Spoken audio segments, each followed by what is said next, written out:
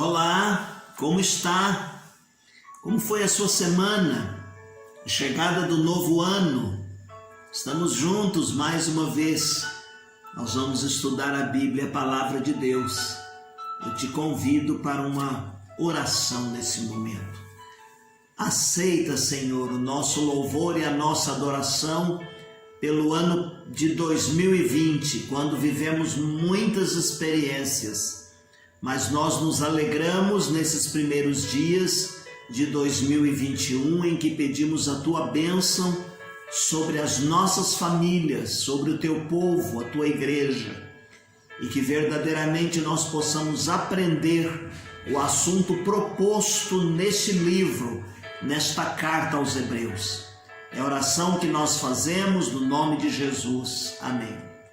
Muito bem, meus queridos irmãos, hoje nós estamos começando algumas lições, talvez 2 ou 3 encontros, baseado na carta aos Hebreus. E o nosso tema aqui, o enfoque aqui é: Cristo é o maior e o melhor que tudo.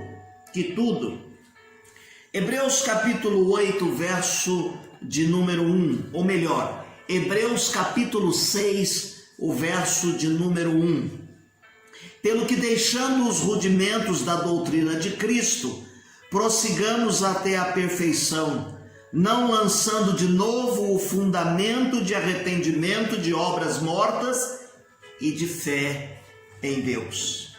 A carta aos Hebreus, meus queridos irmãos, não obstante a sua grandeza, a maravilha dos seus ensinos, a beleza do seu vocabulário, seu estilo, sua maneira de nos abordar e trazer os ensinos da palavra de Deus, foi um dos últimos livros a ser reconhecido como parte do cânon da Bíblia.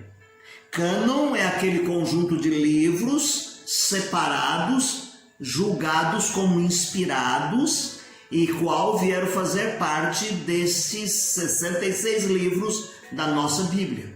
Então, Hebreus vai ser um dos últimos a fazer parte desta composição, porque há aqui uma dificuldade em se identificar quem é o autor da carta, a autoria desta carta.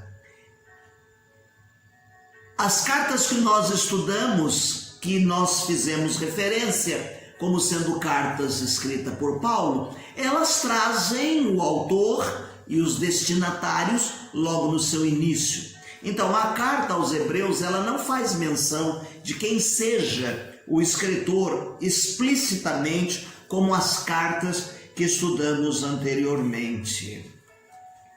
Por isso demorou para fazer parte do cânon, porque não estava entre os livros autografados pelos apóstolos.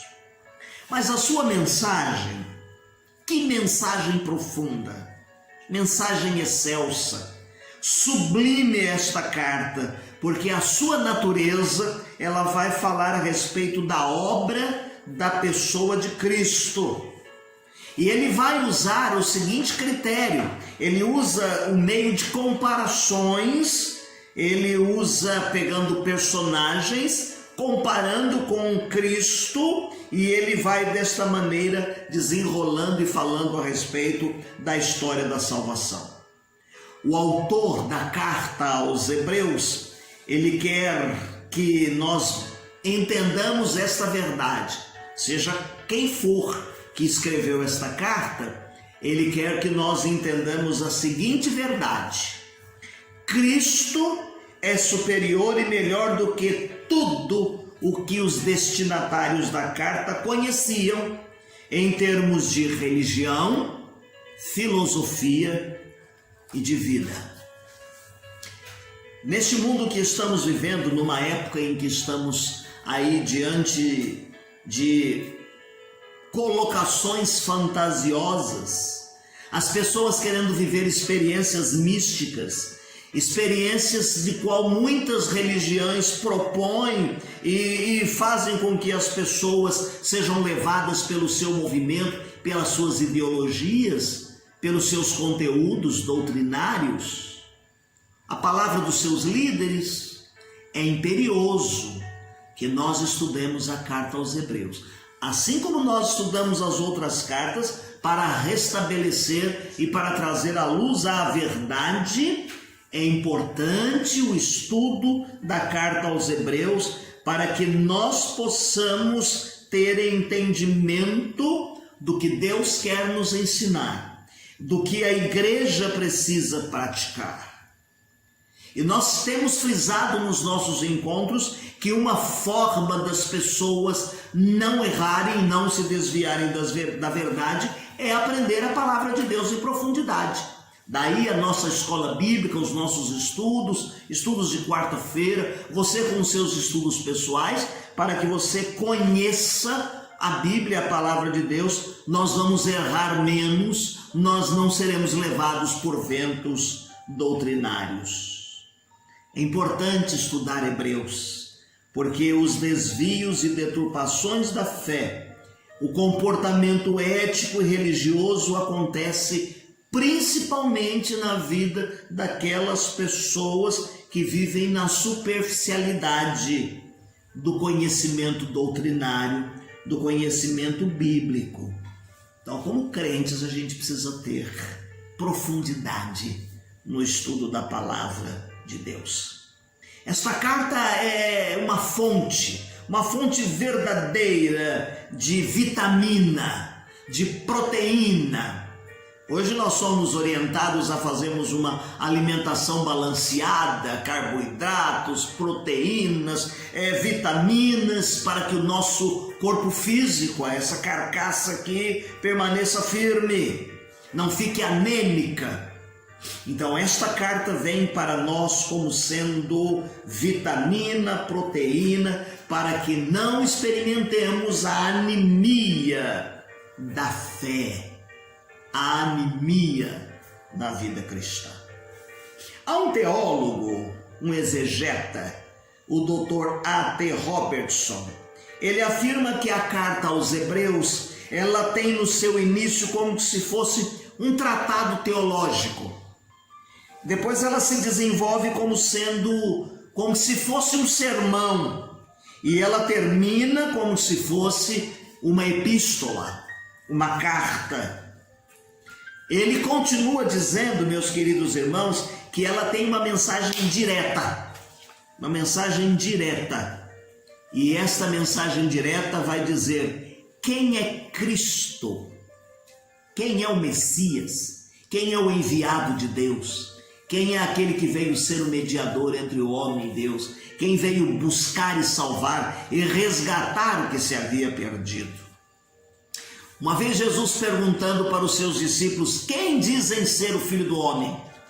E alguns disseram assim, olha, a pesquisa aí diz que o Senhor é Elias, João Batista, qualquer um dos profetas. E Pedro sabiamente levanta e diz assim, tu és o Cristo, o Filho do Deus vivo. E Jesus elogia aquela atitude de Pedro, dizendo assim, que maravilha, Pedro, quem te revelou isso foi Deus. O entendimento de que ali estava o Cristo, o enviado, o Messias, o Deus conosco. Então esta carta escrita aos Hebreus, ela vem com uma mensagem muito direta, ensinando-nos quem é o Cristo.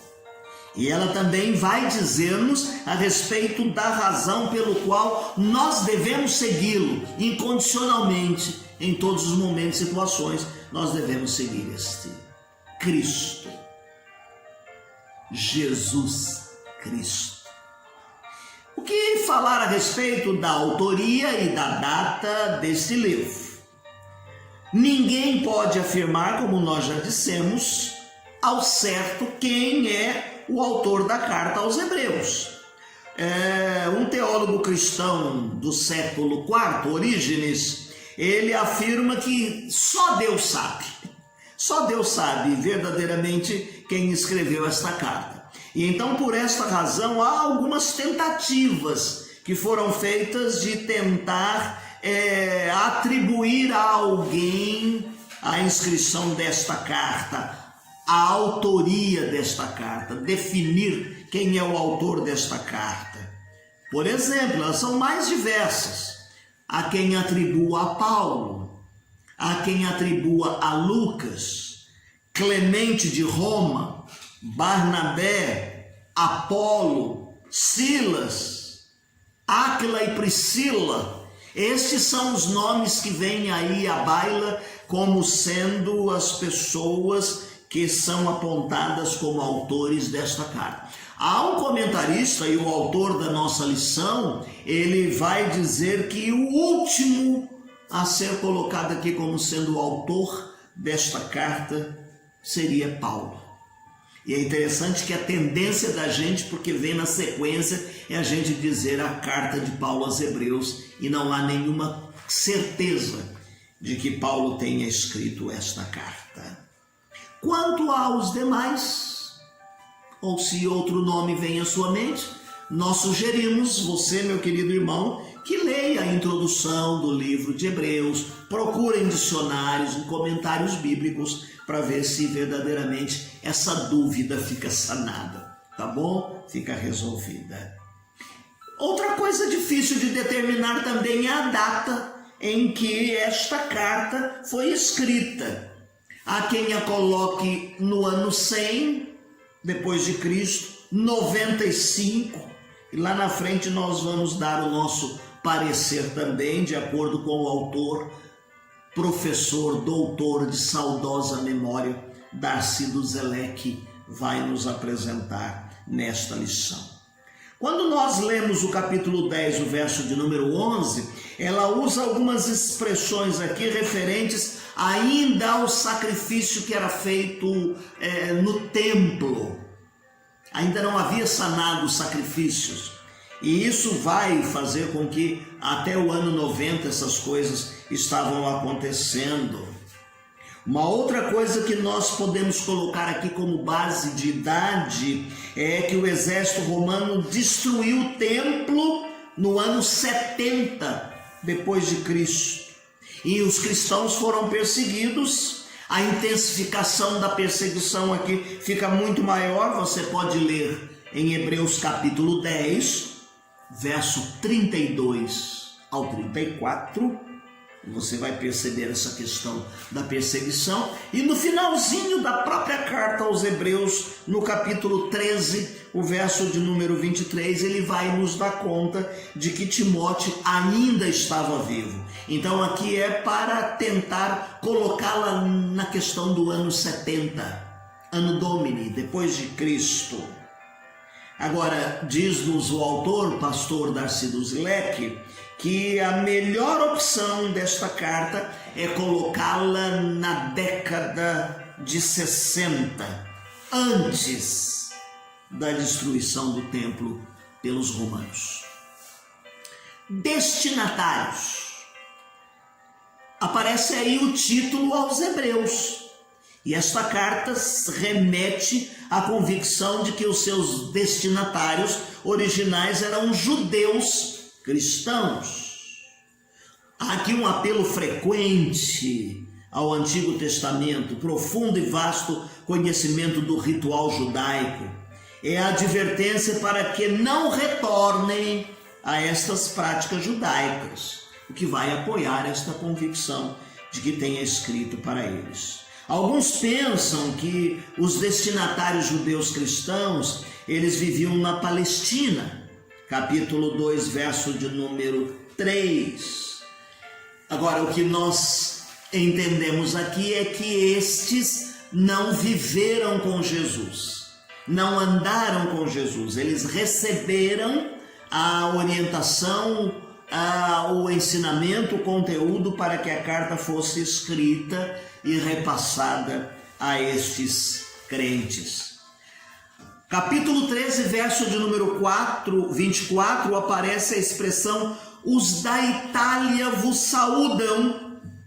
Soa como os italianos que estão distantes de Roma. Então, como que eles estivessem enviando saudação aos seus amigos e irmãos em Roma. Roma seria, então, a destinação provável desta carta. Segundo o autor, o que vai favorecer essa perspectiva é que essa referência é feita à carta dos Hebreus, na primeira carta que Clemente escreveu em Roma. Qual o propósito desta carta? Independentemente dos que viviam perto ou longe, ele faz algumas advertências, como propósito aqui. No capítulo 6, o verso de número 10, por exemplo, ele descreve esses crentes como generosos. Ao mesmo instante que no capítulo 5, do verso 11 ao 14, ele os trata como imaturos. Ele estava ciente, o escritor desta carta, ele estava ciente da perseguição que eles estavam enfrentando, da dificuldade pelo qual eles estavam passando.